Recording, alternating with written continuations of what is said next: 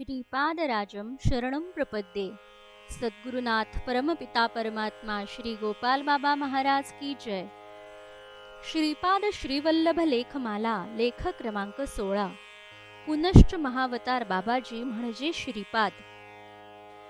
श्रीपाद श्रीवल्लभ संपूर्ण चरितामृत ग्रंथात नामानंद हा गुरुच्या शोधात उत्तर भारतातील एक एक स्थळ भेट देत पिठापूरला पोहोचतो।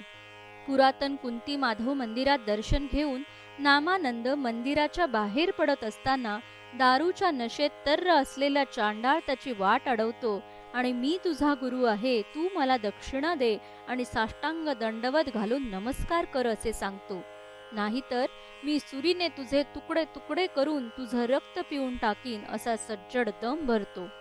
काही इलाज नसल्याने नामानंद नाखुशीने त्याला दक्षिणा देऊन दंडवत नमस्कार घालून उठून उभा राहतो, तर चांडाळाच्या जागी 16 वर्षांचे श्रीपाद श्रीवल्लभ उभे। ज्याला अंतिम स्थानी पोहोचवायचे आहे त्याच्या मनातील सर्व भेद वैत निर्मूलन करण्यासाठी श्रीपाद श्रीवल्लभ हे दारू पिलेल्या चांडाळाचाच प्रसंग घडवून आणतात असं घटनांवरून निदर्शनास येते। आदि शंकराचार्य देखील या प्रसंगातून गेले आहेत। श्री महावतार बाबाजी यांचे शिष्य श्री महेश्वरनाथ आणि या महेश्वरनाथांचे शिष्य श्री एम काशीत असताना त्यांच्या इच्छा होते की आता कुणीतरी महान योगी भेटला पाहिजे, म्हणून ते मणिकर्णिका घाटावर एका दशनामी संन्याशास विनंती करतात। ते संन्यासी सांगतात की अस्सी घाटावर एक विभूती आहे, ज्याने स्वतःचा संन्यास दंड देखील गंगेस अर्पण केला आहे व आता कोणत्याच बंधनात न राहता केवळ मौनात हे महाशय आहेत, पहा तुझ्या सोबत बोलतात का। श्री एम दुसऱ्या दिवशी सूर्योदय समयी या विभूतीची झोपडी शोधून काढतात। त्यावेळी ते बाहेर उगवत्या सूर्याच्या कोवळ्या उन्हात झोपडी बाहेर बसलेले असतात। ते श्री एम यांचं स्वागत करतात व दुसऱ्या दिवशी सकाळी याच वेळेस यायला सांगतात। श्री एम दुसऱ्या दिवशी सूर्योदय समयी पुन्हा त्यांच्या समोर हजर होतात। तेव्हा ते संन्यासी श्री एम यांना सांगतात, तुझे गुरु माझे गुरुबंधू आहेत।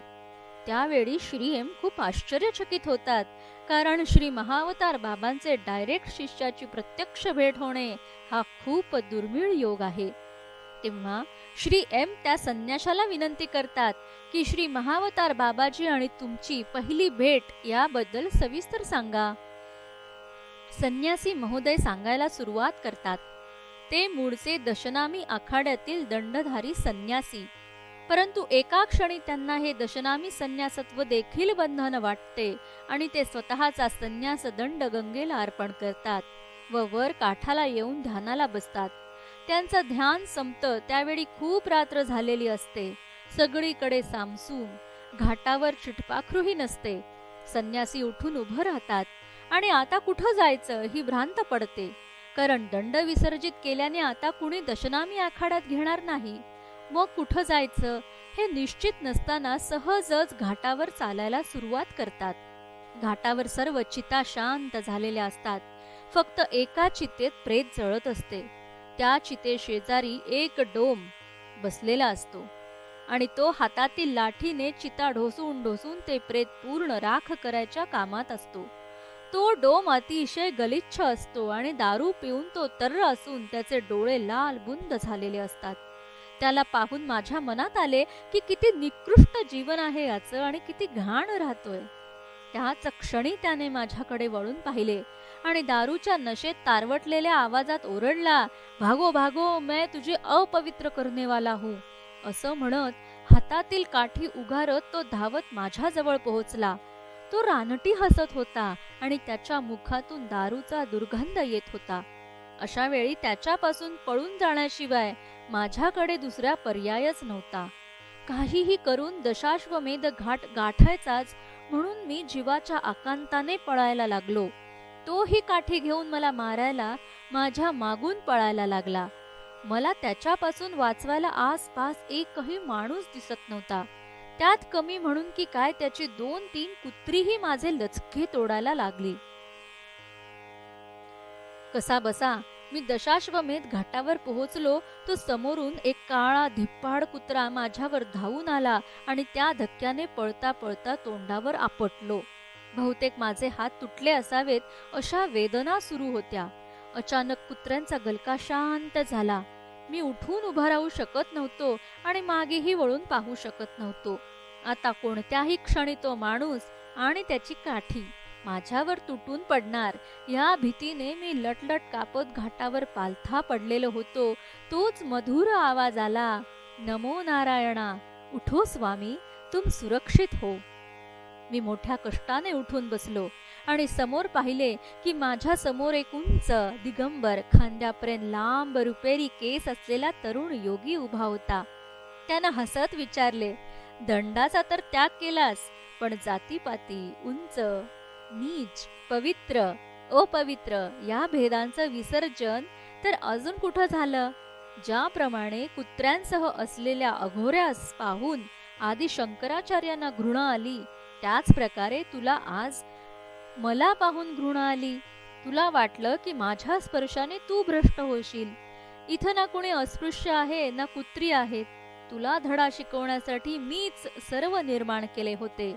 कैलासावर राहणारा मीच, तो श्री गुरु बाबाजी. प्रचलित नाव महाअवतार बाबाजी, महावतार बाबाजी आहे. तू खूप जन्मानंतर भेटलास. तुझ्यातील शक्यता पाहून मी तुझा शिष्य म्हणून स्वीकार करत आहे. अशा रीतीने श्री गुरु बाबाजी यांची पहिली भेट आणि स्वीकार झाला. 2020च्या कोविड वातावरणात सद्गुरुनाथ परमपिता परमात्मा श्री गोपाल बाबा महाराज पिठापूर यांच्या 4थ्या पुण्यतिथी निमित्त मी पिठापूरला आश्रमात होतो. बाबांच्या समाधीच्या आणि एकूणच पिठापूरच्या वातावरणात एक वैशिष्ट्य आहे की तिथे 24 तास अर्धवट झोपेत असल्यासारखे वाटते. कारण बाबा आणि श्रीपाद वेगळे नाहीत.